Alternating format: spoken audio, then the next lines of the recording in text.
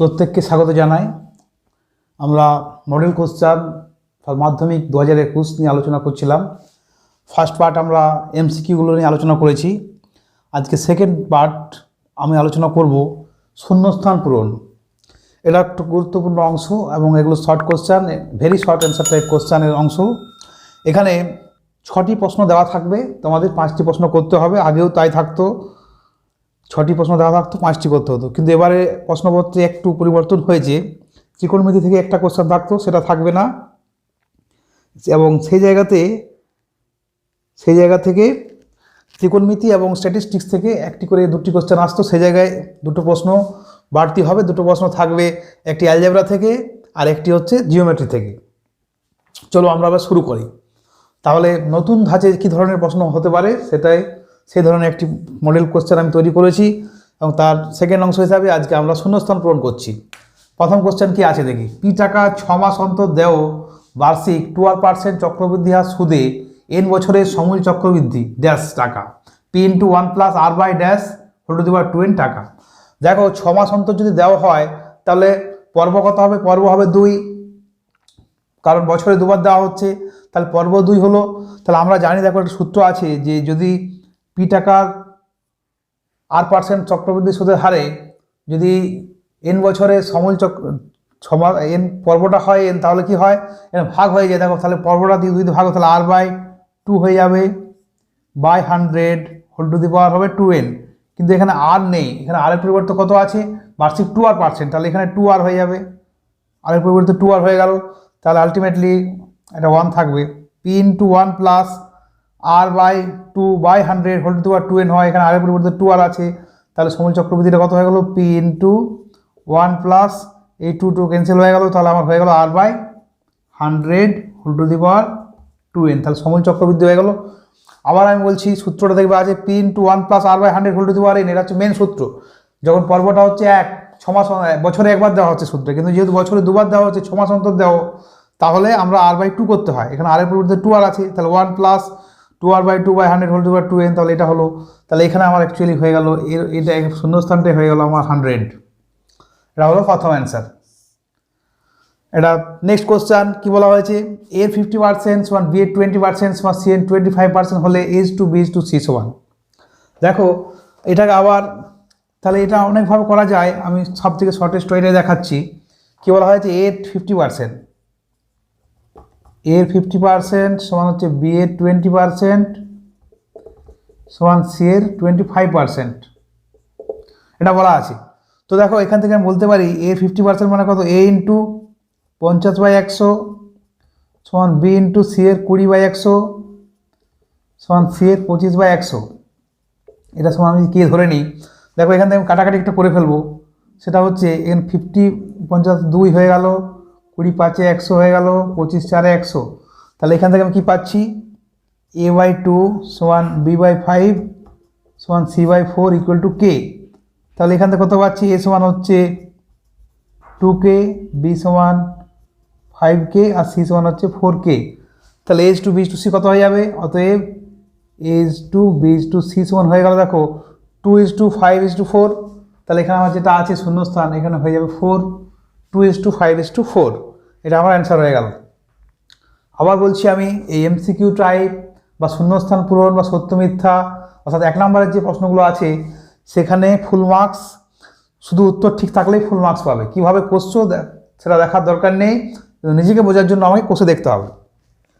যাই হোক, পরবর্তী কোশ্চেন আমি চলে আসছি। কি বলা হয়েছে পরের কোশ্চেন দেখি। কি বলা হয়েছে? X varies cube root of y. আমাকে বলা আছে এক্স ভেরিসেস হচ্ছে কিউব রুট অফ ওয়াই। আর বলা আছে কি ওয়াই সমান 27 হলে এক্স সমান 4, তাহলে এক্স সমান 10 হলে ওয়াই সমান কত? তাহলে এক্স সমান কত হয়ে যাবে? এক্স সমান হচ্ছে k into cube root of y. এটা পেয়ে যাচ্ছি।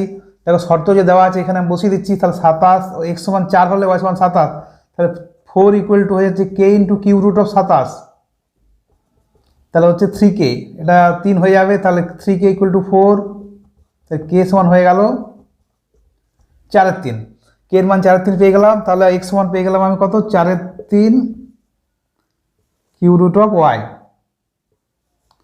এটা পেয়ে গেছি। আমার সে সিস্টেম দেওয়া আছে।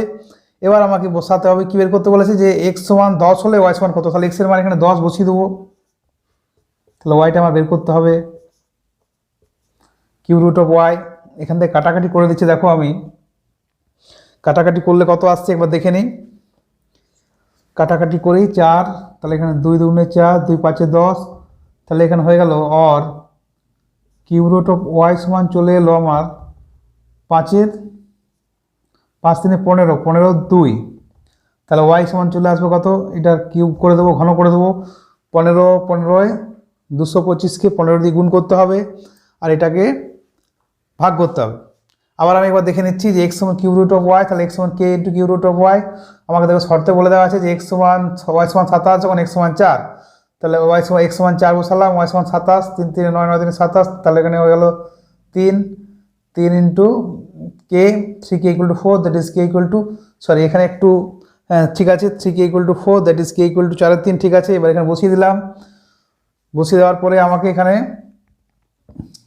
চলে এসছে 10, তাহলে এখানে এক্স সমান 10 হলে আমার ওয়াই সমান কত বের করতে হবে, 10 বসিয়েছি, কাটাকাটি করলাম, 2 দিয়ে 2 5 10, 2 দুগুণে 4, 5 3 15/2, 15 2 আসছে, তাহলে ওয়াই সমান হচ্ছে 15/2 এর কিউব, তাহলে 15 ইন্টু 15 ইন্টু 15 বাই হচ্ছে 8, 225 ইন্টু 15 বাই হচ্ছে 8, তাহলে এবার গুণটা আমি করে ফেলি, 15 5 75 5, হাতে থাকে 7, 15 দুগুণে 30 7 37 7, হাতে থাকে 3, 15 30 7 3 33 বাই হচ্ছে 8। আবার আমি দেখে নিচ্ছি একবার, 15 5 75 5, হাতে থাকে 7, 15 দুগুণে 30 7 37 7, হাতে থাকে 15 দুগুণে 30 7 3 33, 3375/8, তাহলে এটা ওয়াই হবে 3375/8, এটা হলো অ্যান্সার। নেক্সট কোশ্চেন কি বলেছে, একটি সরলরেখা জিওমেট্রি থেকে এসেছে, একটি সরলরেখা একটি বৃত্তকে দুটি বিন্দুতে ছেদ করলে সরলরেখাটিকে ড্যাশ বলা হয়। একটা সরলরেখা আছে, যে কোনো সরলরেখা এরকম হতে পারে বা এরকম হতে পারে, এরকম হতে পারে। তো একটা যে কোনো সরলরেখা যদি বৃত্তকে একটাই মাত্র বিন্দুতে ছেদ করে তাহলে সেটাকে বলা হয় বৃত্তের স্পর্শক, আর যদি একাধিক বিন্দুতে ছেদ করে তাহলে সেটাকে বলা হবে বৃত্তের ছেদক। তাহলে সরলরেখাকে বলা হয় ছেদক বলা হয়। একটি মাত্র বিন্দুতে যদি ছেদ করে তাহলে সেটাকে বলা হয় স্পর্শক, আর এটা হয় ছেদক। নেক্সট কোশ্চেন, অর্ধবৃত্তস্থ কোণ ড্যাশ, এটা আমরা জানি, উপপাদ্য আছে ডাইরেক্ট, গুরুত্বপূর্ণ উপপাদ্য। অর্ধবৃত্তস্থ কোণ কি হয়, এক সমকোণ বা 90 ডিগ্রি, অর্ধবৃত্তস্থ কোণ এক সমকোণ এটা বলতে পারি বা 90 ডিগ্রি। নেক্সট কোশ্চেন, একটি নিরেট অর্ধগোলকের ব্যাসার্ধ আর একক হলে তার সমগ্রতলের ক্ষেত্রফল হবে। বেসিক জিনিস এবং সূত্র সাথে সাথে মাথায় রাখতে হবে আমাকে। তাহলে নিরেট অর্ধগোলক কীরকম হয়, এরকম ধরনের একটা ধরো হলো নিরেট অর্ধগোলক, পুরোটার নিরেট। তো নিরেট অর্ধগোলক হলো, তাহলে গোলকের অর্ধেক প্রথমেই, তাহলে গোলকের অর্ধেক হয়ে গেল 4πr² মানে 2πr² হয়ে গেল প্রথমে, এটা হচ্ছে, আর প্লাস হচ্ছে এটা বৃত্ত, ওপরে বৃত্তাকার অংশটা রয়েছে, তাহলে তার ক্ষেত্রফল কত হবে πr², তাহলে 2πr² প্লাস πr² সমান হয়ে গেল 3πr², তাহলে এর ক্ষেত্রফল হবে 3πr² বর্গ একক। এখানে খেয়াল রাখবে যদি এটা ফাঁপা অর্ধগোলক হতো তাহলে কিন্তু হতো 2πr², কারণ উপরের অংশটা তখন থাকতো না। এভাবে আমরা সমাধান করলাম। যদি কোনো সমস্যা থাকে তাহলে অবশ্যই কমেন্টে জানাবে, আর তোমরা এভাবে প্রস্তুতি নিতে থাকো। প্রতিটি চ্যাপ্টার ধরে যেগুলো সিলেবাসে আছে এবার সেগুলো ভালো করে খুঁটিয়ে খুঁটিয়ে আগে বই থেকে অঙ্কগুলো ভালো করে করতে হবে, তারপর কোশ্চেন ব্যাংক, টেস্ট পেপার বা অন্যান্য যে পাওয়া যাবে মডেল কোশ্চেন সেগুলো উত্তর করলেই আশা করা যায় ভালো মার্কস পাবে।